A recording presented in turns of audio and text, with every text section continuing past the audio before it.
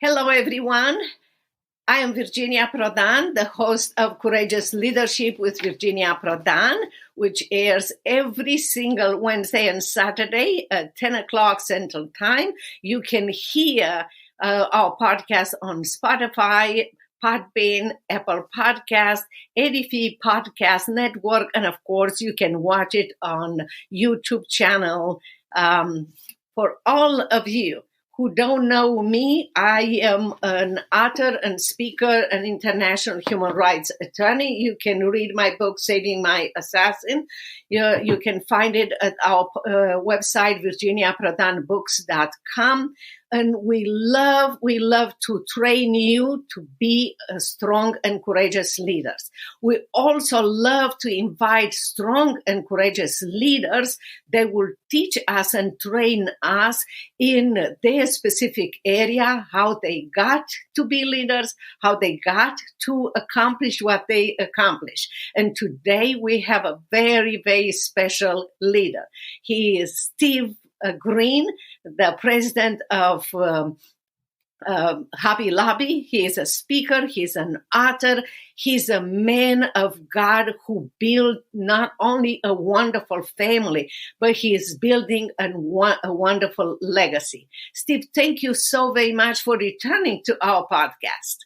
You bet. It's great to be here with you, Virginia. And I might say and put a plug in myself for your book. I read it. It is a great read, an incredible story, and I encourage your listeners to pick one up because it's a great book. Thank you so much.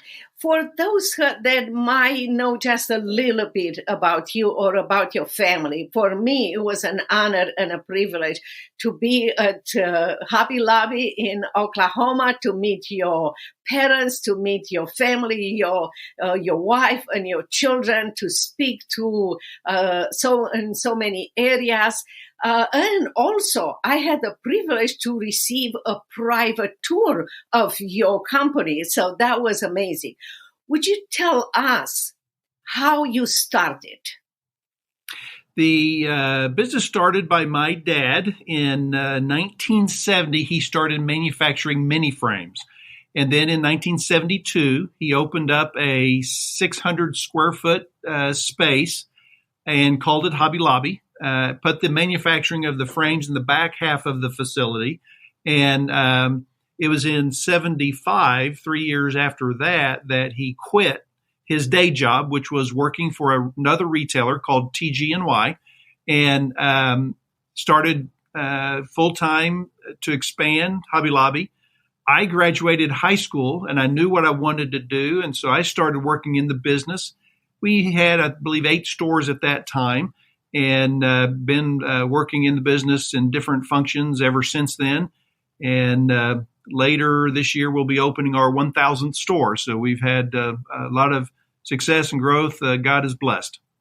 Yeah, it is wonderful. I remember from what you and your parents told me, for a long period of time, your mother was working by your father's side without receiving any payment. So when Dad started in 1970 until 75, when he started working full time, my mom was kind of running the store while he was doing his day job. And so she worked with no pay and really wouldn't be here were it not for Mom being able to do that. So we owe her a debt of gratitude. I think it shows the passion and the obedience that somebody has when that person knows that is doing what God asked them to do. And I believe many times people quit too fast. Yeah, and most of the time, any new venture is going to take a lot of energy and effort on the front side. A lot of hard work, a lot of late hours, and without a lot of compensation for a lot of hard work. And that is what we saw our parents do. A lot of commitment, a lot of late nights. I remember when Dad was working late at night trying to build fixtures painting to get a store ready, and it just takes a lot of energy and effort. And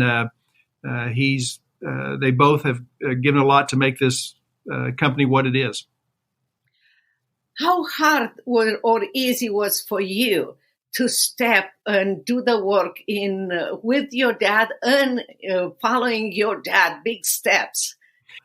It was just a gradual process. When my brother and I were 7 and 9, he's the older brother. When they first started manufacturing mini frames, they would bring home bags of the pieces, and we got to glue the frames together, and they paid us 7 cents a frame. So that's how we got started when we were kids.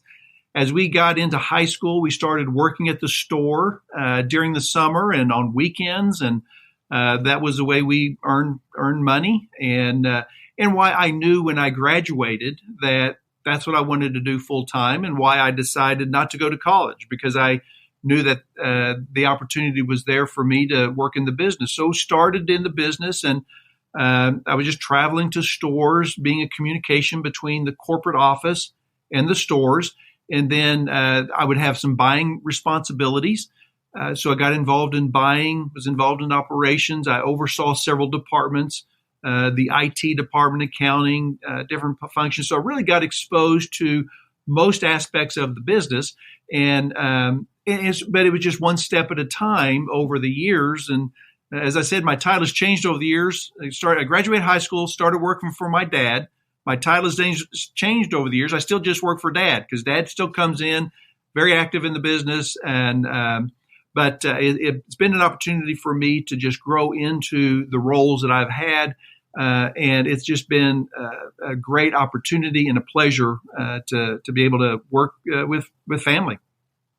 I hear from you something that I believe is essential for young people now. Unfortunately, many of them, not all of them, but many of them have an entitlement attitude, have a belief that they know everything, that other people are too old, they cannot learn from them and everything. What I hear from you is you were placed to work in specific places, and you felt like you have to grow to go to others. How would you encourage young people to get rid of that entitlement that cuts off the wings and the opportunity to learn? Yeah, I think it starts with understanding who we really are, and understanding that without God's blessings, we can't do anything. That I feel so blessed to have been born into a family, my parents' family, that have been very successful. I see they came from very modest upbringing. Neither of their families had much money, but God had a calling on my dad's life. He had a skill set and has blessed it. That doesn't mean that he is going to bless my life in the same way he's done my father's. And so I think we have to understand that we are blessed with the parents that we have. We have that whatever we have is a gift from God, that it is all His. And the more we understand that just because I have been blessed with the parents and the position that I have doesn't mean that I'm any more blessed or loved than somebody that doesn't have that. My dad's siblings, they all were going into pastoral ministry. None of them had the financial blessing that my father had, but loved just as much, and God used them just as much, and they were fulfilling the calling God had for them. And so, but when we understand that God owns it all, that it's His, that helps us understand that we are without His blessings, and without Him, we're really nothing. And that we're here as just a steward to serve whatever He has blessed us with. That it's so important what you said, and I hope that the listeners and viewers will take to heart. God owns everything because He already gave us the skill and talents. In particular, God never makes copies. he makes originals. And you are an original, your father is an original, I'm an original, they are an original. And God put some specific skills. And when we use those specific skills to honor God, to bless God, to give it back to God, God is multiplying them and opens doors and does amazing things. So I hope instead of saying, I don't have this and I don't have that, I don't have a family like Steve or whatever other excuse people have, they will look at the skills that God already put in their lives and they will use them for his glory and watch God, what he's going to do it. Yeah. Yeah, I think that, again, I kind of compare with my dad and his siblings. He is one of 6, and for some reason, God called him to a different path and blessed him financially. And I think I think of my kids and my 6 children. What if their paths are going to be all different? God's calling on their lives are different, and it doesn't mean that it involves great financial success. It could be great spiritual success, and that is success. So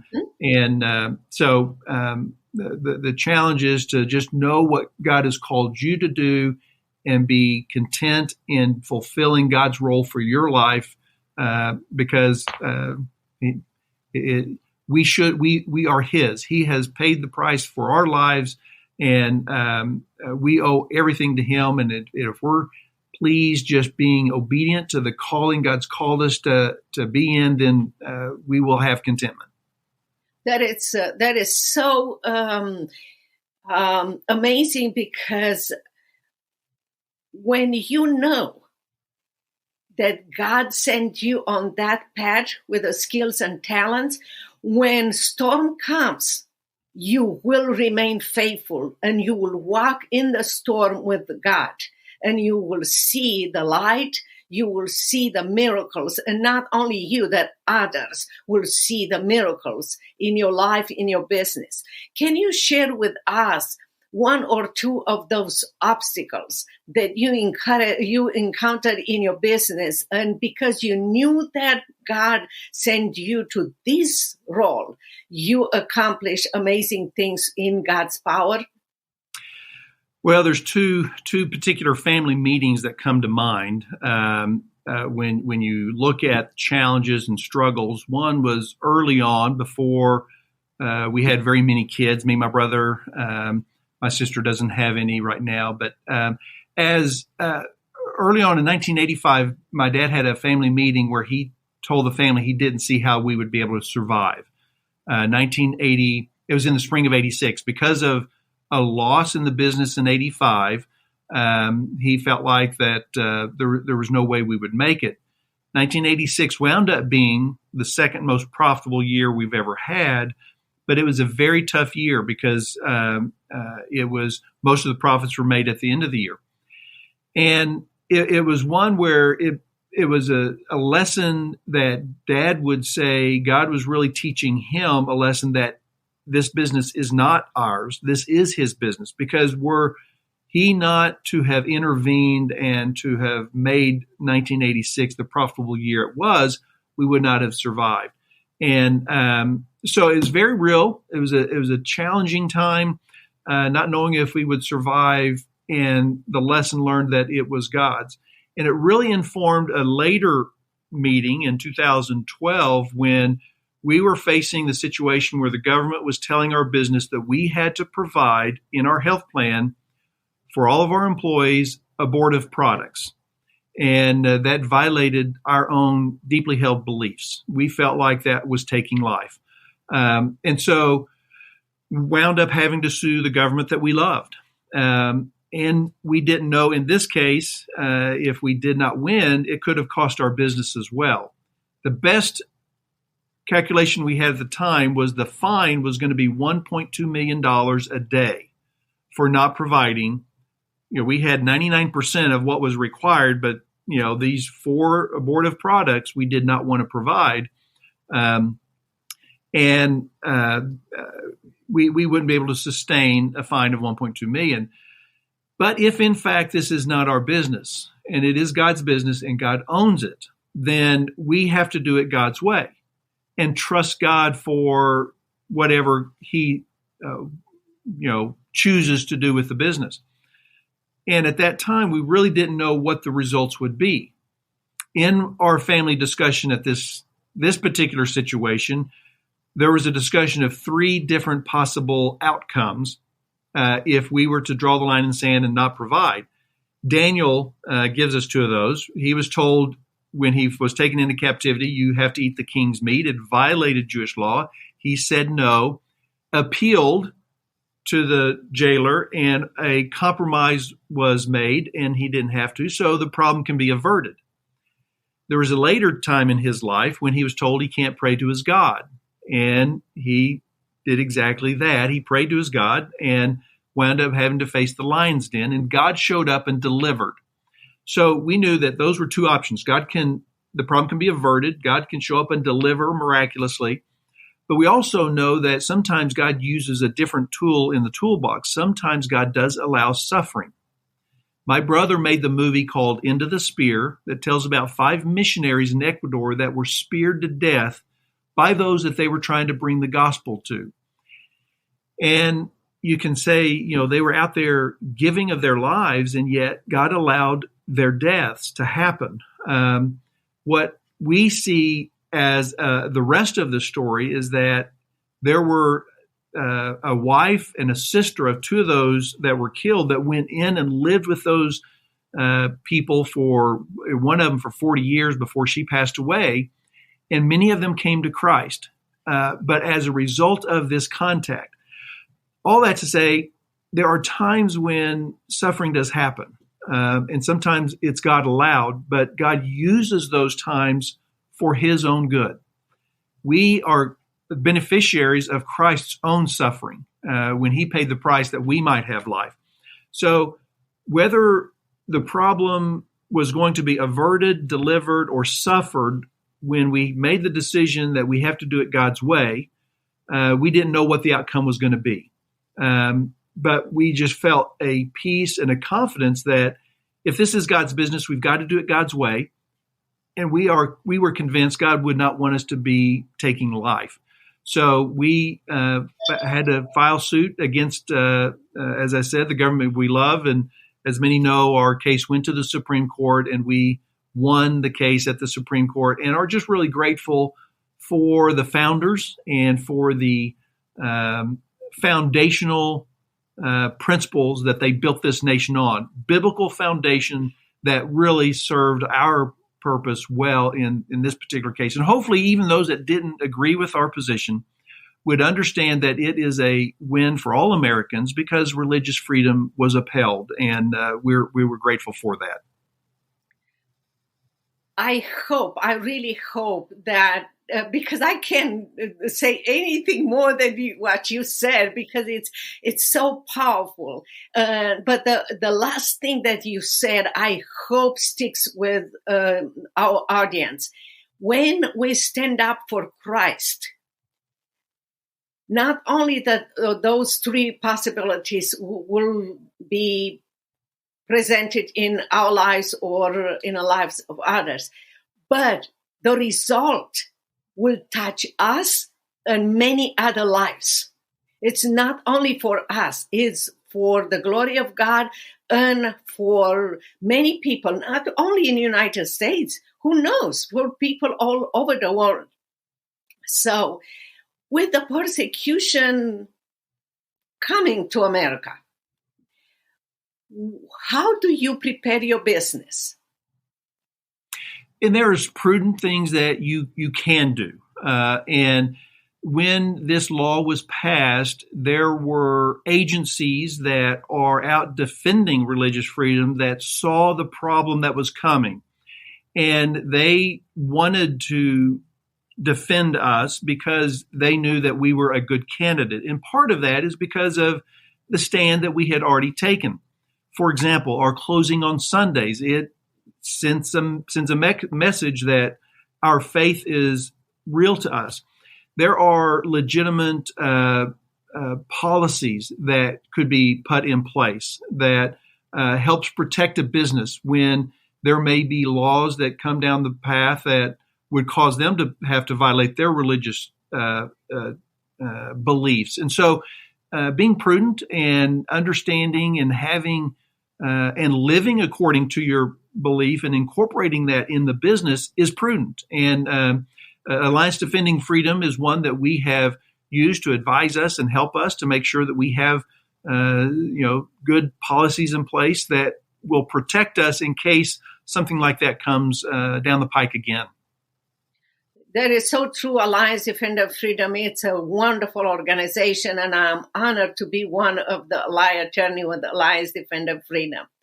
And many times I say it as a joke, but it's a reality. I was a troublemaker in Romania. I continue to be a troublemaker here. But it's true. It really is remaining under God's wings, on God's path, no matter the circumstances around us. Is the best choice that we can make for us and for our business, for our family, and for our legacy. Because the way we live our lives in Christ is the way we will live our legacy. It's amazing that many times in America, we exercise, we are very good on that. But we never think that we will go to exercise our muscles only the first week of the month. But when it comes to exercising our spiritual muscles, sometimes with neglect, and we think that, the church will do that, but it's part of our daily activities, our daily relationship with Christ that will define, our lives and will impact our family, our employees, and all the people around. So, yeah, I think there are times when we are called to be a disruptor, and not that we were out seeking to be a disruptor, but when the challenge came to us, we filed suit. And there's times that we need to stand up for truth. I think of Jesus when he was in the temple overturning tables. He was a bit of a disruptor at that point because things weren't being done as was designed. And so when we see that wrong is happening, then there's times for us to stand up and be a voice. And God puts us in places at times to do that very thing. There is something that we always have. He is a great example in Christ, and reading the Bible, it helps us to know what kind of example he set up for us. And also we have to look of example in the Bible like Daniel and Joseph. Joseph had done nothing. He stood up for Christ's principles, and he was in jail for 9 years. But if you read correctly in the Bible, you will see that he was faithful to God in the Bible, in the jail, that people noticed his work ethics and elevated him to a high rank. He was elevated because of his work and faithfulness to God long before he was elevated number 2 in Egypt. So we all have to learn lots of things from Christ first, but also from so many people in the Bible. I want to ask you to share with us a few things that are dear to you about Museum of the Bible.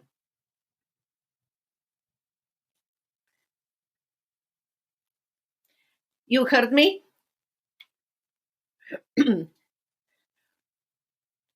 What Museum of the Bible represents to you? And what the Museum of the Bible has done for people around you and for people in America?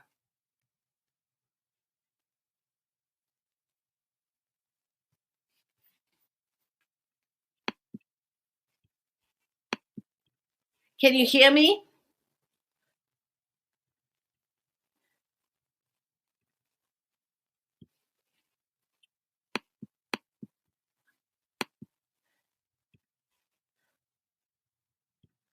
I don't know what is going on.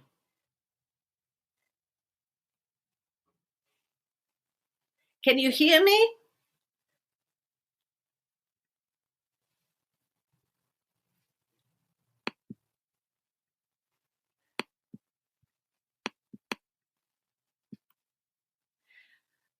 Steve, I was asking you what you think about the Museum of the Bible. I don't think that you heard me. So what I'm going to do is I'm going to close the... Thank you so very much, everyone, for being at our podcast, A Courageous Leadership with Virginia Prodan, which airs every Wednesday and Saturday at 10 o'clock Central Time on Spotify podcast. Are you back? I am. Okay. Sorry. Okay. Oh, what my question was to you is to share with our viewers a few things about Museum of the Bible. So we were introduced to a group of guys that wanted to put a Bible museum in Dallas and wanted to know if we would help them out. And I just said, well, if the right deal came along, we would consider it.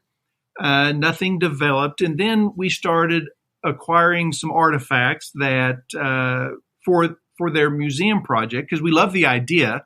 It wasn't a foreign concept. My brother opened a Christian bookstore and had mentioned a couple of times throughout the years it'd be neat to put in a Bible museum.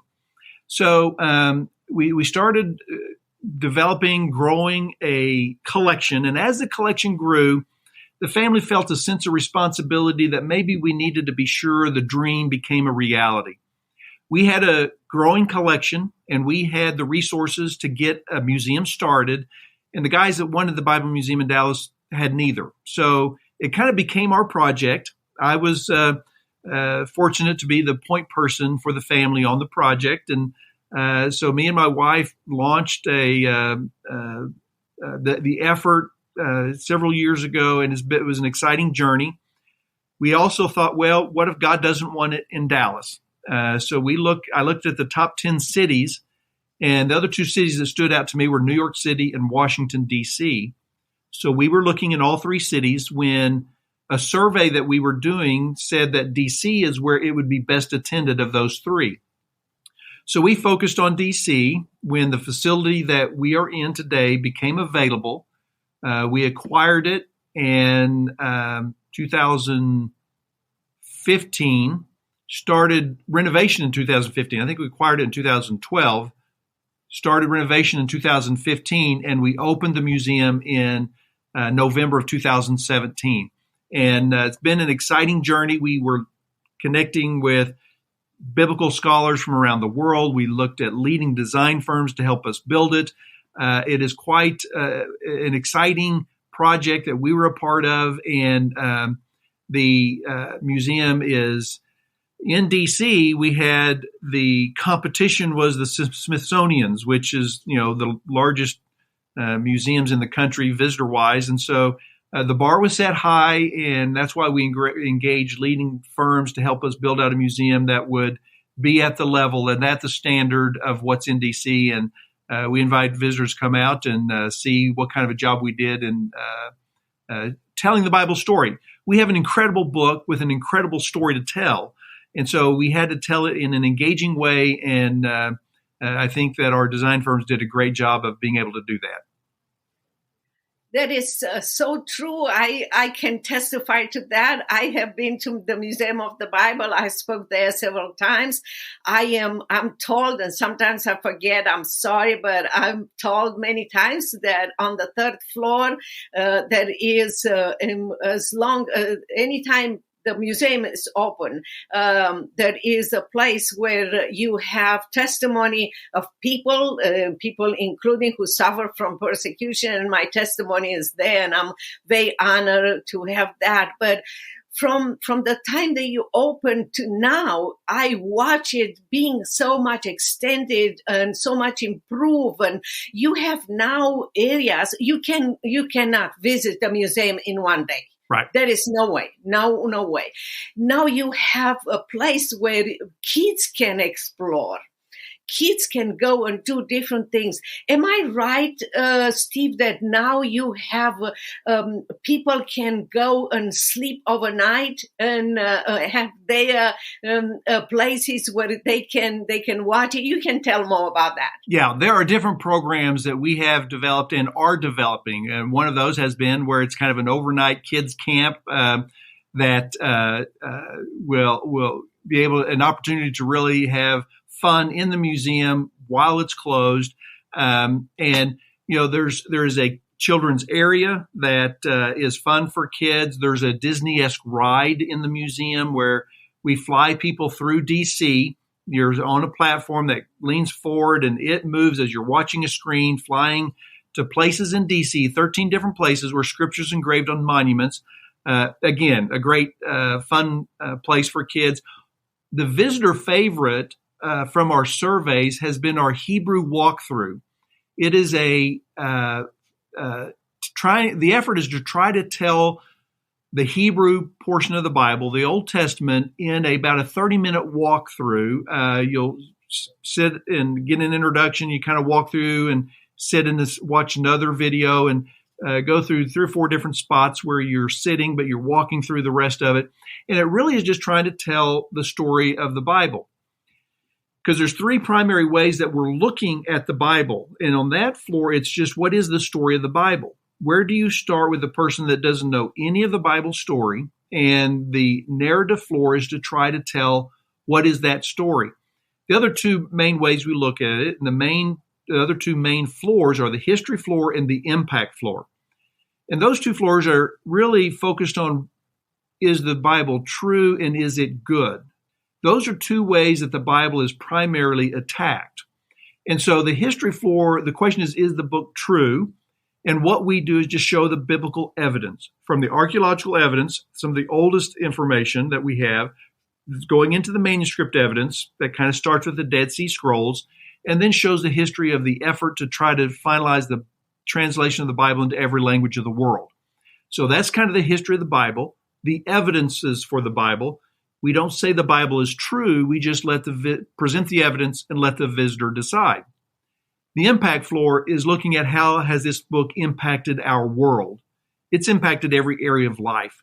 And so we just have vignettes that show how it's impacted science or education or languages, art, literature, music. In all of these areas, the Bible has had an impact.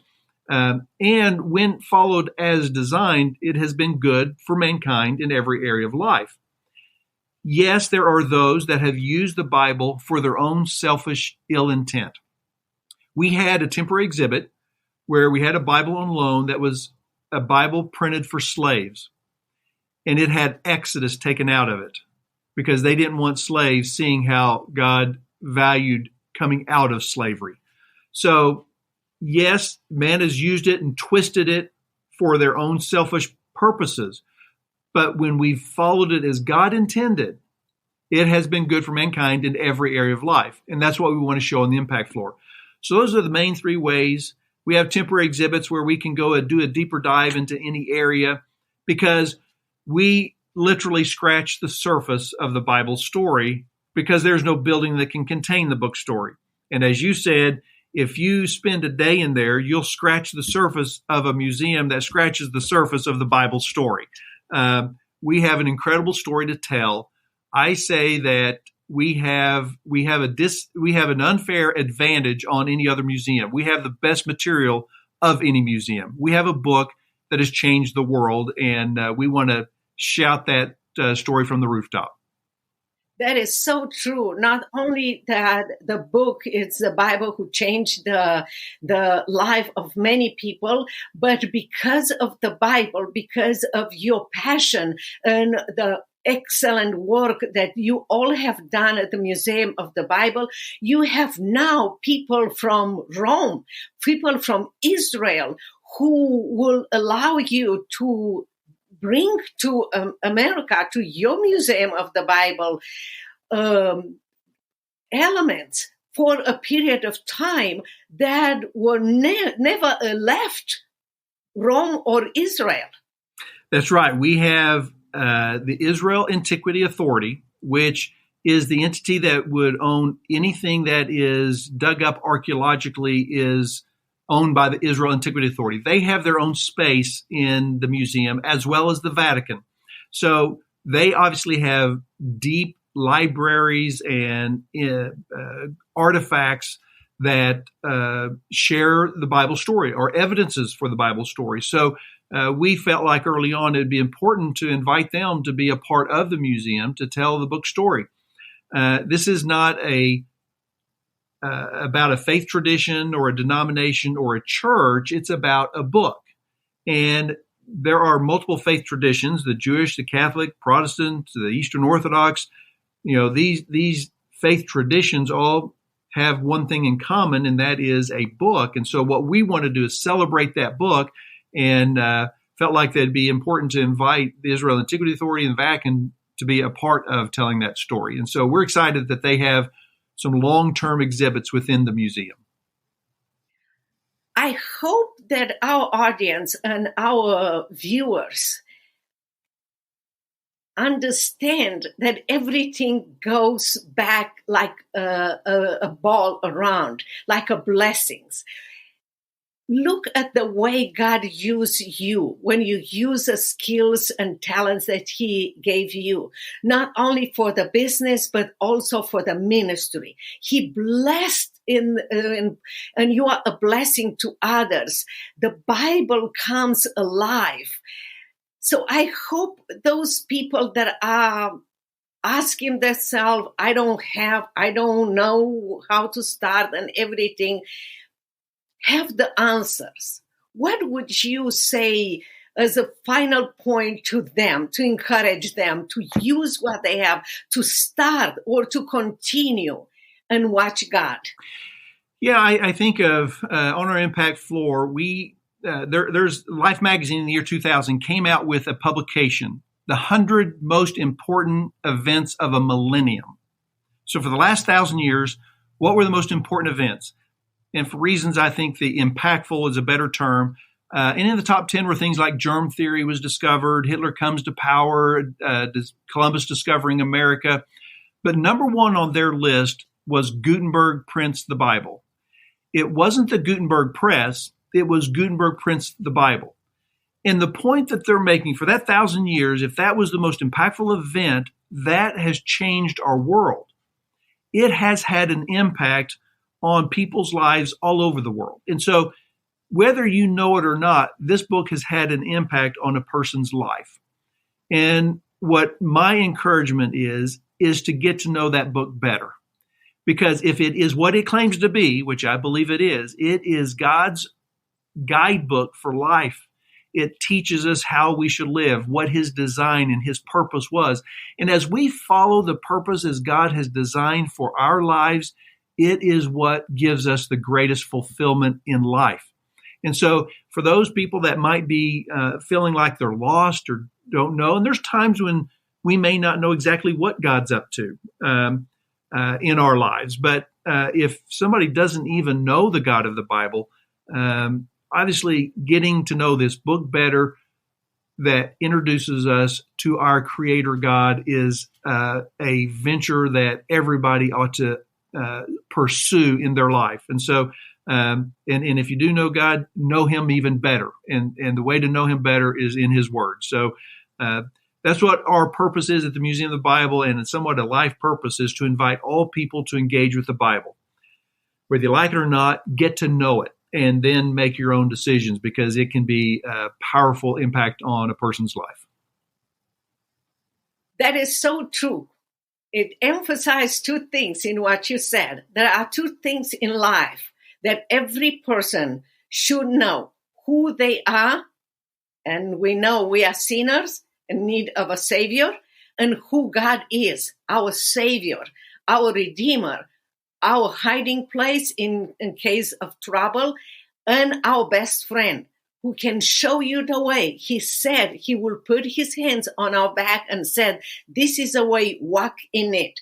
And that's the way we walk in our business, in our lives, step by step. And I hope they take this to their heart.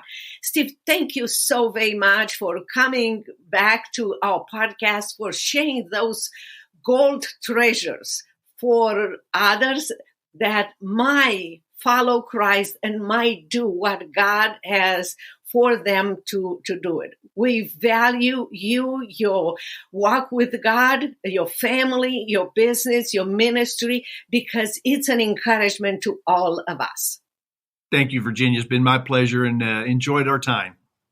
Thank you so much. Thank you, everyone, for coming back to our podcast, Courageous Leadership with Virginia Prodan, every Wednesday and Saturday at 10 o'clock Central Time on Spotify, Podbean, Apple Podcast, and Edify Podcast Network. And of course, you can watch it on YouTube channel. For those of you who don't know me or don't know very much about me as your host, I would love for you to read my memoir, Saving My Assassin. You can find it on our website, virginiaprodan.com/product/book. And you can be encouraged that God can change you as he changed me, and God can change through you a country, and he can perform miracles. So give God a chance. God bless you, and until next time, be blessed and see you later. Thank you so much, Steve, again. Thank you. Bye-bye.